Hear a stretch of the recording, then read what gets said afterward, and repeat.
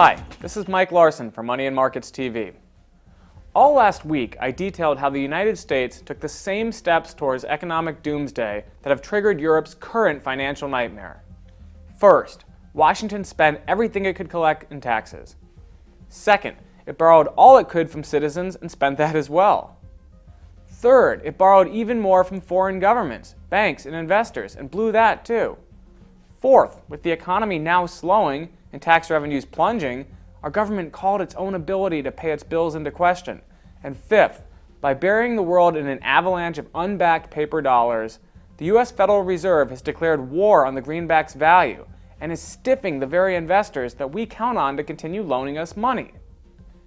Now a far more dangerous phase of this great crisis is beginning. Barring a miracle in Washington, an historic world-changing event is about to end the American way of life as we know it. This monumental event will plunge vast numbers of families into poverty, homelessness, and hunger. In the worst-case scenario, you'll see soaring crime, the confiscation of property, the suspension of civil rights, or even martial law enforced by the U.S. military. But while the vast majority of Americans will suffer, a select handful will use this crisis to build substantial wealth. I'm telling subscribers to my Safe Money Report how to ensure that they're among the lucky few.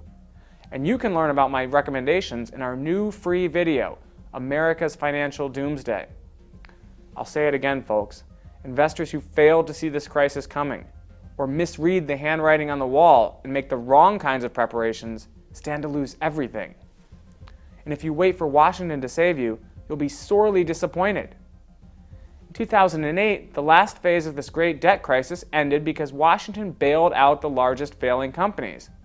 But this time around, there can be no giant bailouts.